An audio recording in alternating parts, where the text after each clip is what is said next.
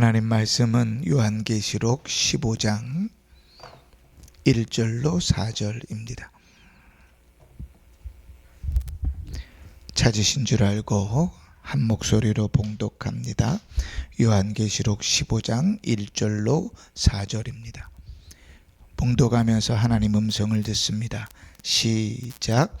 또 하늘에 크고 이상한 다른 이적을 보매 일곱 천사가 일곱 재앙을 가졌으니 곧 마지막 재앙이라. 하나님의 진노가 이것으로 마치시리로다.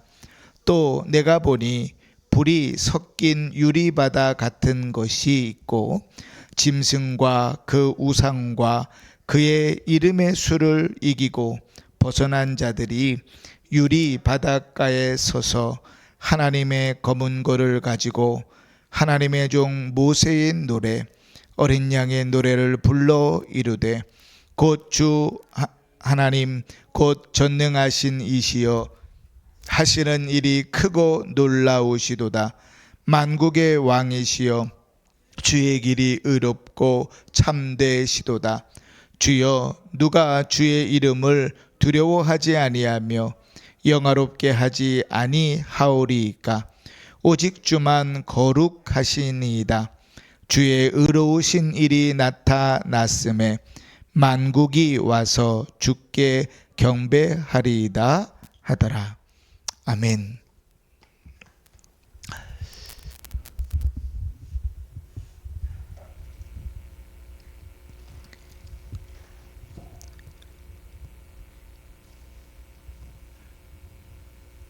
네, 들을 준비가 돼야 또 설교를 하겠지요.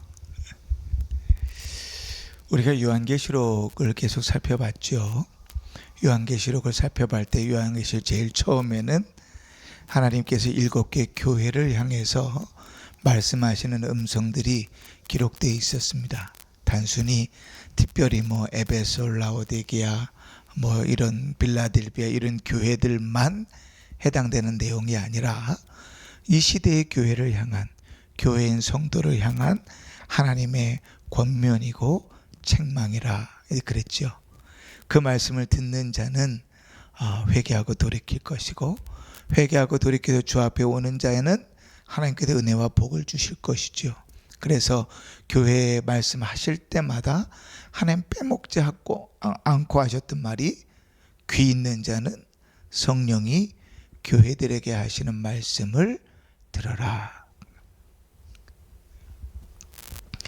그렇게 귀 있는 자는 성령이 교회들에게 하시는 말씀들을 들으라고 말씀하시는 그 음성을 우리가 들었죠. 그러고 나서부터 이제 우리가 계속 이어지는 말씀까지 크게 7개의 세트로 묶여진 3개의 심판의 내용들이 이어진다 그랬습니다. 근데 기억이 안 나실 수 있으니까 좀 기억을 상기시키면 6장부터는 이제 7개 인을 떼는 심판들이 있었죠. 두루마리 7개의 인이 붙어 있는데 그 인을 하나씩 뗄 때마다 하나님의 심판의 내용들이 진행되어졌었습니다. 그죠?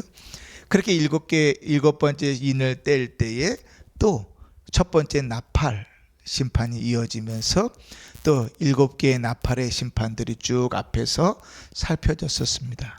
이 인의 심판과 나팔의 심판은 특정한 어떤 때를 이야기한다고 하기보다 그리스도께서 초림하셨을 때부터 재림하실 때까지 그 말세 전체를 이야기하고, 그런 의미에서 보면 지금 내가 여기 살아가는 이 순간을 향하여 말씀하시는 음성이라 우리가 그렇게 들었었죠. 그리고 나서 잠깐 마치 휴식처럼 11장까지 7세트의 나팔, 7세트의 심판이 2번 반복되고 난 다음에 이제 12장부터 14장까지 7개의 환상을 요한이 보는 내용들이 정리되어져 있습니다. 임신한 여인에 대한 환상, 임신한 여인을 핍박하는 붉은 용에 대한 환상, 또 바다에서 올라오는 한 짐승에 대한 환상, 또 땅에서 올라오는 한 짐승에 대한 환상, 14만 4천 하나님의 성도들이 하나님을 찬송하는 내용들의 환상, 또 복음을 전하는 세 천사의 환상, 그리고 우리가 지난 시간에 낫으로 추수하는 주님과 천사들의 환상까지 이 7개의 환상의 내용들을 다루었었습니다. 하나님께서 그 모든 7개의 환상들을 통해서 우리에게 보여주신 내용들은 뭐죠? 계속 반복해서 신자는 어떻게 살아야 되는가? 신자는 어떻게 복을 받는가? 신자는 어떠한 모습으로 서는가? 반대로 불신자는 어떠한 상황 가운데 처해 있는가? 어떻게 멸망할 것인가? 왜 패배할 것인가? 사단 마귀에서부터 불신자까지 전체를 다 살펴보았었죠. 그리고 우리가 서론을 할 때 말씀을 했던 대로 마지막 인해 심판과 나팔 심판에 이어서 7개 세트로 묶여진 마지막 심판인 대접 심판이 이제 15장부터 시작됩니다. 이 15장은 대접 심판의 서론격이 돼요. 본격적으로 16장에 보시면 16장부터 첫째 천사가 대접을 부음해, 둘째 천사가 이러면서 계속 이제 심판에 대한 내용들이 나옵니다. 자, 오늘 이제 서론이라 그랬으니까 15장 1절을 보면 그 마지막에 있는 7 대접 심판의 성격이 어떻게 표현되어 있는가? 15장 1절을 보시면 먼저 또 하늘에 크고 이상한 다른 이적을 보이매 7 천사가 7 재앙을 가졌으니 곧 어떻게 돼 있어요? 마지막 재앙이라. 우리가 앞에서 살펴볼 때 이 재앙들은 인, 나팔, 그릇으로 가면서 같은 내용들이 반복되어지는 것 같지만 점점 강해진다 그랬었죠. 이제 나팔 그릇 재앙의 마지막에 딱 끝나면 이제 주님이 다시 오시는 거예요. 그래서 뭐라고 표현합니까? 마지막 재앙이라. 마지막이다 그러면 믿음으로 신실하게 살았던 자들은 기쁨이 있습니다. 마지막이야, 이게 끝이야, 그럼 기쁨이 있어요. 요즘 올림픽을 하고 있잖아요. 올림픽에 이미 금메달을 딴 선수들이 있죠. 이제 앞으로 금메달을 따야 하는 선수들도 있습니다. 금메달을 다 딴 선수들은 이미 이제 금메달을 땄으니까 마음이 어때요? 여유롭겠죠. 편안하겠죠. 주님께서는 마지막 심판이라 그러면 신자는 어때야 되냐면 마음이 편안하고 기뻐야 됩니다. 아, 주님 오실 때가 가까웠구나. 그러나 불신자들은 그 마지막 때가 어떤 날이에요? 그들이 멸망할 때이잖아요. 그날을 이렇게 표현합니다. 15장 1절 마지막에 하나님의 진노가 이곳으로 마치리라. 하나님의 진노는 불신자들을 향한 진노지요. 하나님을 대적하는 자들을 향한 진노지요. 그 진노가 주님 오시면 끝난다고요. 그리고 나면 이제 새하늘과 새 땅에서 성도들은 살 것이고 영원한 지옥에서 사람들은 살아갈 것이라 그렇게 말합니다. 하나님의 진노가 미친다고 하는 것은 하나님께서 그 죄에 대해서 반응하시는 것이죠. 복음에 불순종한 나라와 그 백성들에게 부으시는 하나님의 형벌입니다. 우리는요, 설교를 들으면서 하나님의 긍휼과 사랑에 대해서 되게 말씀을 듣는 걸 좋아합니다. 그래서 긍휼이 많으신 하나님, 사랑이 많으신 하나님 말만 들어도 가슴이 뭉클하고 좋지요. 그런데 우리는요, 반대로 하나님께서 세상을 만드시고 사랑하시기 때문에 심판하시고 책망하시고 정죄하신다는 사실도 알아야 돼요. 우린 되게 삐딱하게 신앙생활을 할 때가 많아요. 그래서 하나님께서 모든 것을 다 사랑이란 이름으로 덮으시리라 생각해요. 천만에요. 하나님은 분명히 사랑의 하나님이에요. 그래서 하나님이 만드신 피조물을 사랑하시고 하나님께서 만드신 사람을 사랑하시지만 그 사람의 불신앙과 그 사람의 죄도 사랑하진 않으세요. 인내하시고 기다리실 뿐이죠. 그 끝에는 반드시 심판이 있어요. 그래서 제가 이 요한계시록 하면서 여러분들하고 말씀을 나누면 몇 번 다짐했잖아요. 지옥에 대한 설교들을 좀 해야 되겠다. 너무 지옥을 만만하고 우습게 본다. 지옥이 정말 실제한다는 것을 안다면 마음의 두려움이 있을 텐데, 지옥이 정말 얼마나 무섭다는 것을 안다면 긍휼히 여기는 마음이 있을 텐데, 우리 안에 구령의 열정이 있을 텐데, 지옥이 어떤 것인 줄 안다면 내가 그 지옥으로부터 건전받았다는 사실이 얼마나 은혜라는 사실을 알 텐데, 우습게 보니까, 그 지옥을 대충 여기니까 그냥 안 믿어도 그만, 믿어도 그만, 속상함과 답답함이 없는 것이죠. 집안에 문제가 생기고 자금줄이 끊기고 사람이 아프면 금식하고 철회하면서 기도하지만, 자식이 교회를 안 나오고 신앙생활을 안 하기 시작하고 믿음이 떨어져 가는 일을 놓고는 금식하지 않아요. 절대로 안 해요. 이상하죠. 지옥에 처박히는 일을 위해서는 기도하지 않는데, 썩어질 일이 문제가 되는 것을 위해서는 금식하고 철회하면서 기도해요. 신앙이 뭔가 이상하게 잘못됐어요. 영혼을 긍휼히 여기면서 이 땅을 살아가는 우리에게 주어진 삶들을 살아내기 위하여 금식하고 기도하는 건 얼마든지 할 수 있죠. 근데 영혼에는 별로 관심이 없어요. 왜요? 지옥을 우습게 여기니까. 하나님 분명히 지옥을 말씀하세요. 천국을 이야기하심 같이 지옥을 말씀하시는데 지옥은 없다고 생각해요. 벌써도 딱 지옥 얘기하니까 별로 재미가 없잖아요. 그지? 그러나 지옥이 반드시 있다고요. 하나님의 진노가 끝날 날이 있고 그 지옥에 가는 문이 닫힐 날이 있어요. 천국에 가는 문이 닫히는 그날에 지옥에 가는 문도 닫혀버리는 거예요. 끝나요. 그 다음부터는 아무리 원해도요 옮겨갈 수가 없어요. 부자와 나사로의 비유에서 그러잖아요. 이 부자가 저 지옥 좀 밑에서 하늘을 바라봤더니 아브라함의 옆에 큰 나사로가 있는데, 그 나사로가 자기 집 앞에서 거지같이 걷어먹고 헌대를 핥던 그 나사로인데, 천국에서 열 있는 모습을 보면서 너무나 부러워서 하나님께 그러잖아요. 하나님, 아브라함이 이 물 한 방울만 찍어서 내 혀에다가 대주십시오. 얼마나 간절하면 지옥을 그렇게 표현했을까요? 근데 뭐라 그러죠? 아니, 그 사랑이 많으신 하나님께서, 긍휼이 많으신 하나님께서 안 된다. 그러니까 이 부자가 뭐라 그럽니까? 내가 안 되면 아직 살아있는 그들이라도 이곳에 오지 않게 해주세요. 하나님 명확하게 얘기하시는데 별로 관심이 없죠. 우리 안에 하나님의 진노하시고 그 진노가 마칠 날도 오는 거예요. 이제 마지막 7개의 심판에 대한 내용들이 진행될 때 우리 마음속에 두려움이 있기를 바랍니다. 이 심판의 내용들을 읽을 때 우리 마음속에 하나님의 한없는 은혜로 눈물을 흘릴 수 있길 바랍니다. 이 마지막 심판에 대한 내용들을 읽을 때 우리 안에 긍휼히 여기는 구령의 열정들이 마음속에서 솟아나서 밤을 새고 울며 기도하면서도 내 자식을 위하여, 내 이웃을 위하여, 내 형제를 위하여 울 수 있는 마음이 있기를 원합니다. 지옥이 있음을 믿는 성도가 되었으면 좋겠어요. 자, 이제 서론이 그렇게 마지막 7개, 7천사가 7개 재앙을 이룰 것이다. 그 재앙은 마지막 심판이다. 그렇게 이야기한 다음에 이제 그 마지막 심판을 눈앞에 둔 성도들을 소개합니다. 자, 2절 보실까요? 또 내가 보니 불이 섞인 유리바다 같은 것이 있고, 이렇게 표현합니다. 불이 섞인 유리바다 같은 것이 있다 그러지요.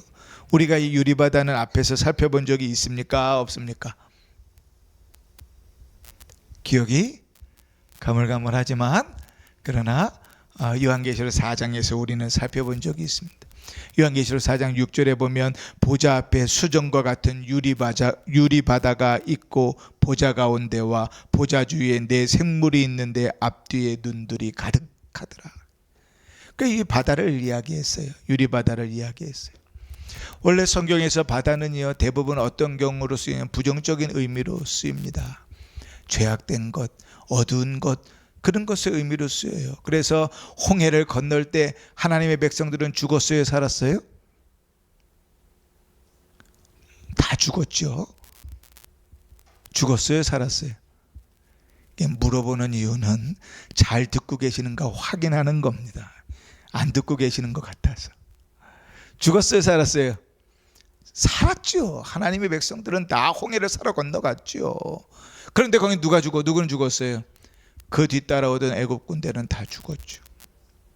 우리가 지난 시간에도 살펴봤잖아요. 7개의 환상 가운데 바다에서부터 나오는 한 짐승이 있었죠. 그 짐승은 하나님의 사자였어요? 사탄의 사자였어요? 그렇죠. 사탄의 사자였죠.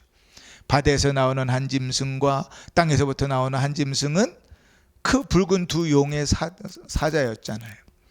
그렇게 보통 바다는요, 성경에서 긍정적인 의미보다 부정적인 의미로 많이 쓰이는데 유독 요한계시록에 나오는 이 바다는 하나님 앞에 대해 긍정적인 의미로 쓰입니다.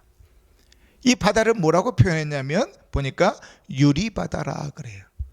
유리바다라는 말은 다른 말로 하면 속이 훤히 다 들여다 보인다는 말입니까? 안 보인다는 말입니까? 그렇죠. 아니, 속이 다 훤히 들여다 보인다는 거예요. 마치 뭐 같냐면요, 솔로몬의 성전을 들어갈 때 성전 앞에 놋바다가 있었던 것 같아요. 승리와 하나님의 영광을 상징하는 거예요. 그 유리바다가 속이 다 투명해 보이기 때문에 하나님의 영광이 그대로 드러나는 거예요. 그런데 그 유리바다가 앞에 수식어가 하나 더 있어요. 오늘 성경에 보니까 2절에 또 내가 보니 불이 섞인 유리바다 같은 것이라고 말합니다. 자, 성경에서 불은 뭘 연상하게 하죠? 심판을 연상하게 하죠. 자, 소돔 고모라 땅은 하나님께 심판하실 때 뭘로 심판하셨어요? 물로 심판하셨죠. 비를 쫙 내려가지고 홍해를 일으켜서 심판하셨죠. 어떻게 심판하셨어요? 그렇죠. 불과 유황을 내려서 심판하셨죠. 불로 심판하셨죠. 성경에서의 불은 하나님의 심판을 연상시키게 합니다. 하나님이 7 천사를 통해서 심판을 시행하기 직전의 모습을 보여줘요. 투명한 하나님의 영광이 드러나는 유리인데, 유리 같은 바다인데 거기에 불로 채워져 있음을 보게 되는 것이죠. 그런데 그 바닷가 앞에 모여있는 무리들이 있습니다. 자, 2절을 계속 읽으면 짐승과 그 우상과 그의 이름의 수를 이기고 벗어난 자들이, 그 앞에 무리가 모여 있는데 그 무리를 뭐라고 표현했냐면 짐승과 그의 우상과 그의 이름의 수를 이기고 벗어난 자들이라. 그러니까 앞에서 우리가 계속 요한계시록 순서대로 하고 오니까 이게 무슨 내용인지 알겠지요? 짐승의 수를 받은 자, 우상을 섬기는 자, 그 숫자가 있는 자들은 다 하나님의 백성들입니까? 아니면 불신자들입니까? 그렇죠. 불신자들이죠. 666이 숫자를 받고, 그죠? 우상을 숭배하고 또 짐승의 자들. 그런데 문제는 여기 모여 있는 사람 누구라고요? 짐승과 그의 우상과 그의 이름의 수를 이기고 벗어난 자들. 그러니까 신자입니까? 불신자입니까? 신자들이죠. 그죠? 그 불신자들의 상황 가운데, 그 사단 권세 가운데서 이기고 주님 앞에 서 있는 자들, 한편으로 얘기하면 그들은 주님을 찬양하는 성도들이고, 한편으로 얘기하면 그 주님을 믿음을 지키기 위하여 순교한 자들이고, 한편으로 얘기하면 그들은 그 믿음을 끝까지 지켰던 자들이죠. 성도들이에요. 그들이 왜 모여 있는가? 2절 마지막을 보면 하나님의 검은 고를 가지고, 이렇게 표현합니다. 그 손에 뭘 들고 있어요? 뭘 들고 있어요? 그죠? 하나님의 검은 고를 가지고 있어요. 자, 검은 고는 뭐 하는 데 쓰는 거죠? 이게 우리나라 말로 번역하려니까 이제 검은 고 이렇게 번역해놨는데 영어로 보면 하프겠죠. 자, 검은 고, 하프는 뭐 할 때 쓰는 물건입니까? 그렇죠, 그렇죠. 노래를 부를 때, 찬송할 때 쓰는 거죠. 그러니까 믿음으로 승리했던 그 성도들이 불이 섞인 유리바다 앞에 바닷가에 모여가지고 검은 거를 하나씩 들고 그들이 뭐 하려고요? 찬송하려고 하는 거예요. 그 찬송의 내용이 3절 이하에 기록됩니다. 자, 그것이 찬송인지 확인해 봅시다. 3절에 보니까 하나님의 종 모세의 노래, 어린 양의 노래를 불러 이르되, 이렇게 되어져 있죠. 아, 그렇구나. 악기를 가지고 찬송하려고 하는 거구나. 그러니 여러분, 하나님의 나라에서 성도가 하는 일들은 늘 주를 찬송하는 일들입니다. 우리가 내용에서 좀 살펴보겠지만 이게 찬송인가 아닌가 애매한 일들이 많아요. 근데 그런 것 말고 하나님을 찬송하는 일들이 성도들이 하는 일입니다. 언제에도 마지막 심판이 이루어지기 전에도 하나님의 백성들은 주를 찬송하는 자들입니다. 믿음을 지키고 그 믿음으로 순교했을지라도 그들의 입술에서 나올 수 있는 것은 하나님을 찬송하는 일들입니다. 그럼 그 찬송의 제목이 뭔가? 우리가 아까 찬송가를 4곡 불렀잖아요. 맨 마지막에 무슨 찬송 불렀어요? 주 없이 살 수 없네, 그지? 그 다음에 오랫동안 모든 죄 가운데 빠져. 제목이 있단 말이에요, 찬송가 제목이. 그러면 이 성도들이 바닷가 앞에 모여서 검은 거를 들고 하나님을 찬송하는데 찬송의 제목이 뭔가? 3절에 보니까 뭐라고 되어 있습니까? 하나님의 종 3절에 뭐라고요? 하나님의 종 모세의 노래 혹은 어린 양의 노래를 불러 이르되. 제목을 하나님의 종 모세의 노래 혹은 어린 양의 노래라 그럽니다. 어린 양의 노래라 그러면 조금 이해가 돼요. 이 어린 양의 노래라는 말은 다른 우리식 이해하기 쉬운 표현로 짜면 예수님 찬양 이런 말인 거잖아요. 그죠? 하나님을 찬양하는 일이에요. 성도는 누군가 하면 그토록 예수님을 사모하는 자들이니까 사모하는 자들이 부르는 찬양이 예수님을 향한 노래일 수 있잖아요. 우리가 앞에서 14장에서도 살펴봤지만 성도는 누구라 그러냐? 어린 양이 어디로 인도하든지 따라가는 자다 우리가 그랬잖아요. 그죠?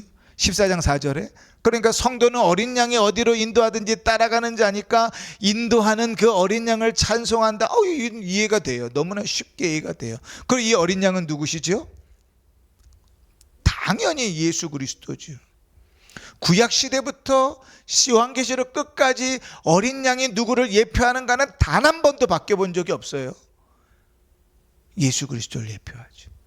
문제는 뭐냐면 그것이 예수님을 찬양하는 것이다. 이걸로 좀 부족해요. 찬양의 제목이 뭐라고요? 하나님의 종 모세의 노래라 그렇게 되어져 있습니다. 이 문제는 여기에 있어요. 왜 모세의 노래라고 불렀을까? 어린 양의 노래라 이거는 이해가 가요. 예수님 찬양한다는 내용이니까. 그런데 왜 이 예수님을 찬양하는 내용을 모세의 노래라고 불렀을까요? 자, 이 모세의 노래가 성경에서 제일 먼저 등장하는 데가 어디일까요? 한번 생각해 보십시오. 어디서 모세의 노래가 제일 먼저 등장할까요? 하나님께서 모세를 부르십니다. 이제 양치고 있는 40년 동안 광야에서 이제 지내고 있는 모세를 부르셔서 그 모세에게 내가 애굽 땅에 그 백성을 구원해야 되겠다. 네가 좀 가라. 그리고 보내세요. 그래서 모세가 우여곡절 끝에 거절하다가 결국은 이제 가잖아요. 가서 이제 이스라엘 백성들한테 얘기하니까 이스라엘 백성들이 너무 행복해하죠. 하나님이 우리의 기도를 들었다. 하나님이 우리와 함께 하신 너무 행복했어요. 그리고 딱 이스라엘 백성들이 애굽 나갈 줄 알았죠. 하나님이 우리의 기도를 듣고 응답하셨다 그러니까. 그런데 그때부터요 인생은 정말 힘들어졌어요. 더 힘들어졌어요. 아주 괴로워졌어요. 여러분 인생의 고비가 거기에 있잖아요. 안 믿던 사람들이 예수를 믿으면 저같이 믿는 가정에서 태어나면 사실은 절대로 그런 것을 몰라요. 안 믿는 가정에서 예수를 믿으면요, 예수를 믿고 그 믿음이 자라날 때 반드시 겪는 문제가 뭐냐면 이 핍박이에요. 나를 정말 사랑하는 아버지가, 어머니가, 형제가, 남편이, 아내가 나를 핍박해요. 근데 거기에 죄를 쌓고 거기에서 신앙을 버리는 경우들이 너무 많죠. 넘어가야 되는데 딱 이스라엘 백성들 같지 않아요? 하나님께서 기도를 들으시고 400년 동안 기도했던 그 음성을 들으셔서 모세를 보내셨고 기적을 일으키는 모습을 보면서 이제는 예굽 당할 줄 알았는데, 그때부터 인생이 얼마나 꼬이든지 여지껏 없었던 괴로운 일들이 너무 많이 생기는 거죠. 애굽왕 바로는 더 힘들게 만듭니다. 더 괴롭힙니다. 잘 시간도 없고 먹을 시간도 없게 만들어요. 자, 그런 상황 가운데 하나님 어떻게 하지요? 모세를 통해서 10가지 재앙을 일으키십니다. 제 첫 번째 재앙이 뭐예요? 그렇죠. 이 아셔야 돼요. 이 정도는 이거는 시험 봐도 맞으셔야 되는 거예요. 물이 피로 변하는 재앙이죠. 자, 그럼 마지막 재앙은 뭐죠? 그렇죠. 장자의 죽음이죠. 짐승에서부터 사람에게 이르기까지, 왕에서부터 저 밑에 하찮은 종까지 모든 가정에 처음 난 사람은 다 죽이죠. 그 일을 통해서 하나님이 이스라엘 백성들을 애굽에서 데리고 나옵니다. 그리고 애굽에서 데리고 나오는 그 이스라엘 백성들을 인도해서 어디로 가냐면 홍해 앞으로 딱 인도하는데, 앞에는 바다가 막혔고 뒤에는 애굽 군대가 막 쫓아와요. 이제 여기서 다 죽겠구나. 그럴 때 하나님께서 어떻게 하시죠? 홍해를 가르셔서 그들을 지나가게 하시죠. 그리고 그 뒤를 따라오던 애굽의 군대를 홍해 바다에 다시 수장시켜 버리시죠.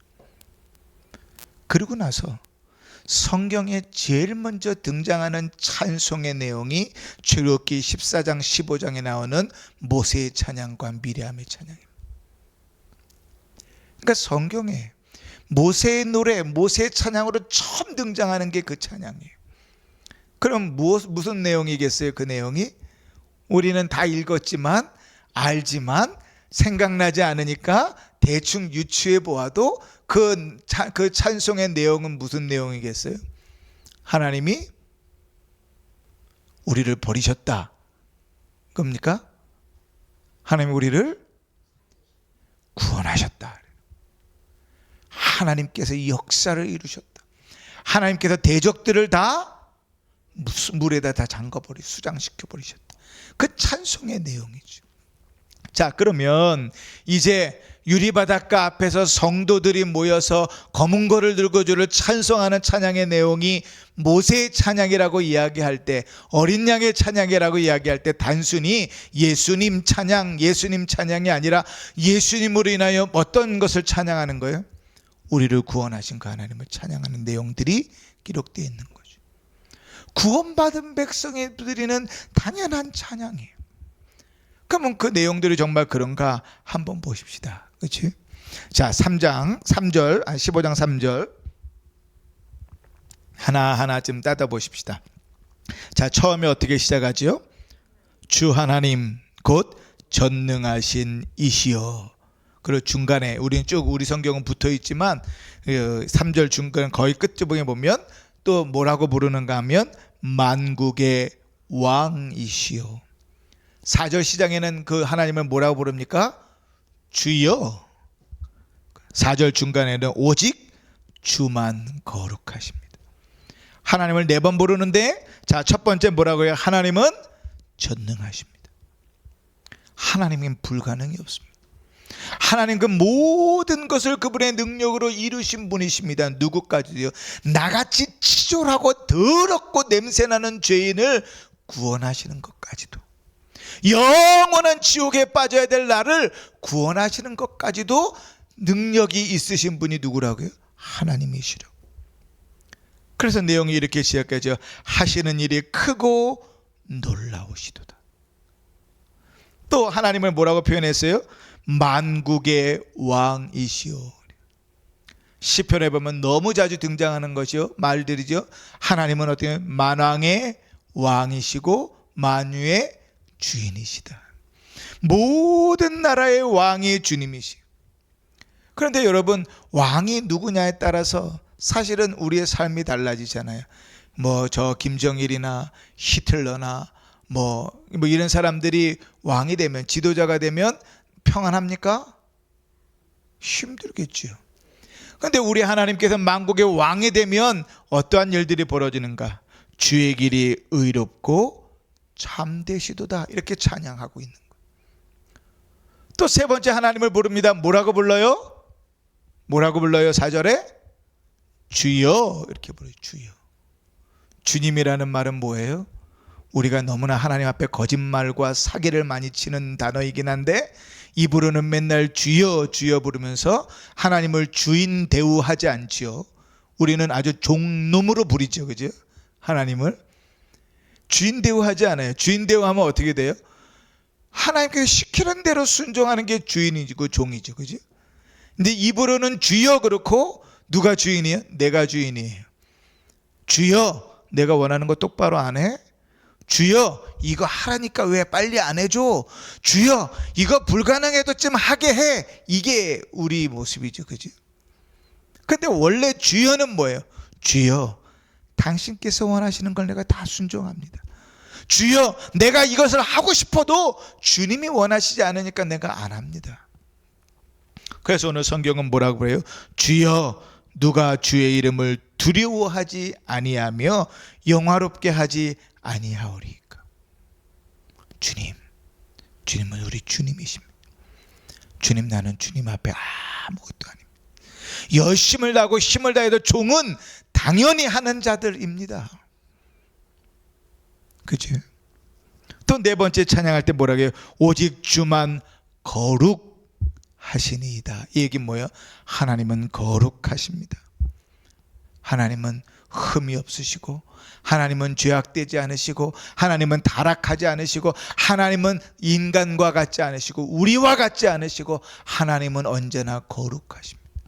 하나님이 행하시는 일은 무엇이든지 옳고, 하나님이 걸어가신 것은 무엇이든지 바르며, 하나님께서 행하시는 일들은 무엇인지 순결합니다. 이 거룩이죠. 그래서 이렇게 찬송하는 거예요.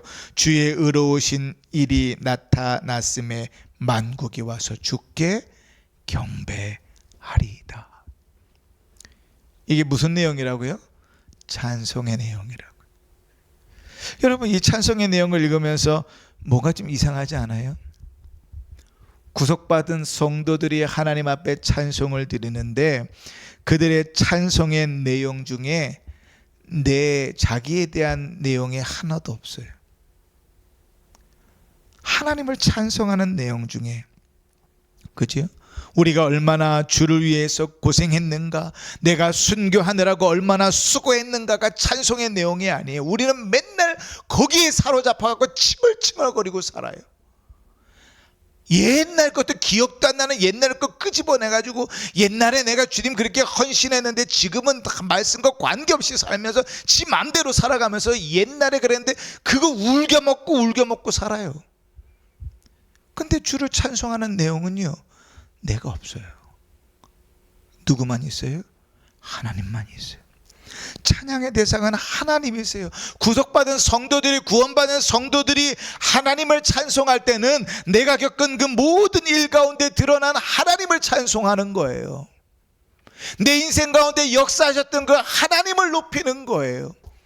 그러니 신자가 제대로 박혀있는 신자는 되돌아보면서 자기 자랑질하지 않아요. 늘 누가 자랑해요? 하나님이 자랑해요.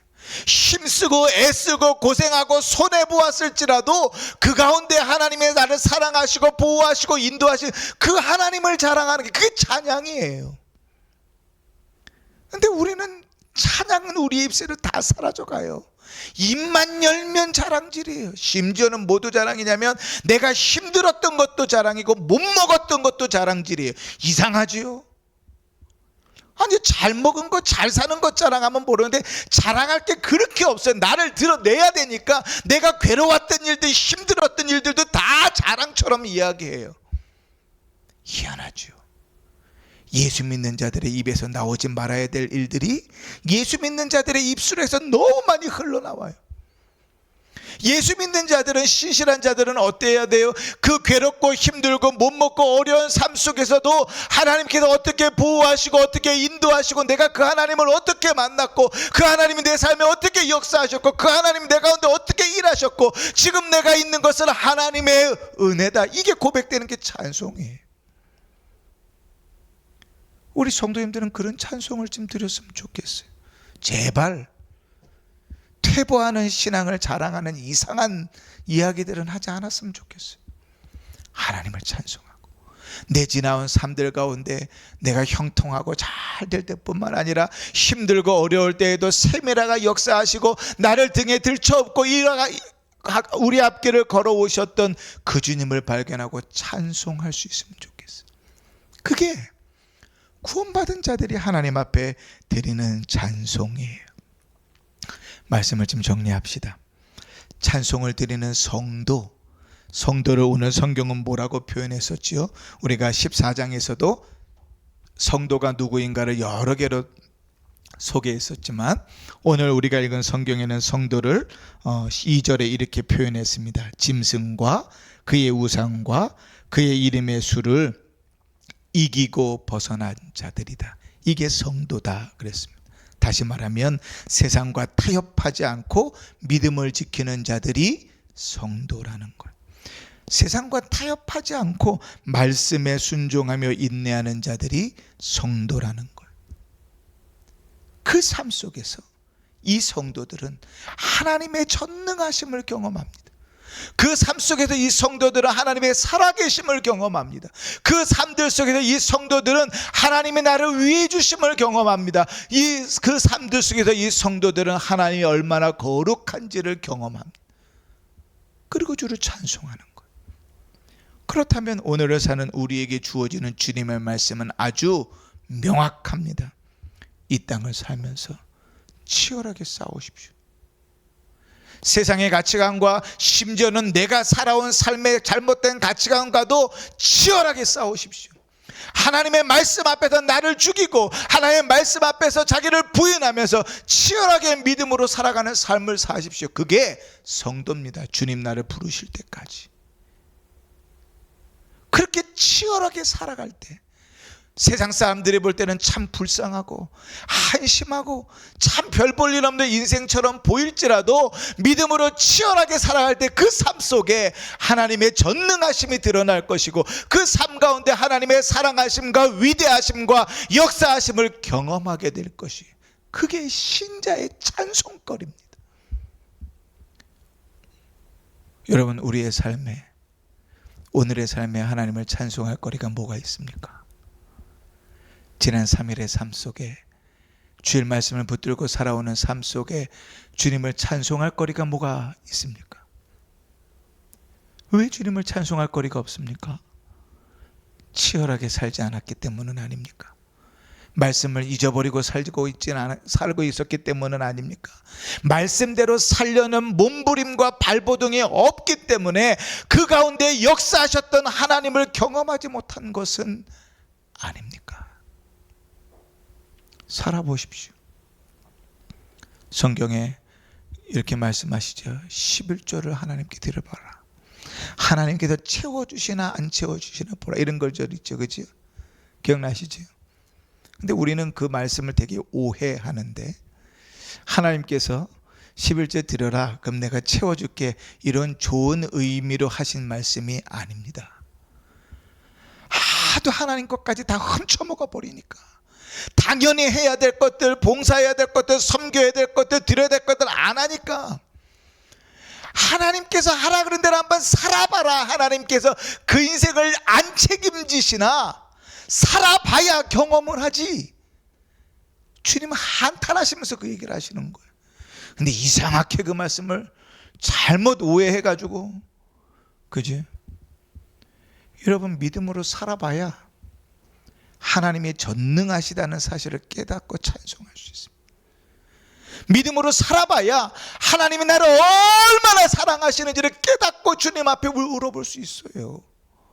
믿음으로 살아봐야 하나님이 어떻게 세밀하게 역사하시는지, 여호와 이레가 무엇인지를 경험하고 찬송할 수 있어요. 제가 늘 얘기하잖아요. 입만 나불나불 해갖고 여호와 이레가 있는 게 아니에요.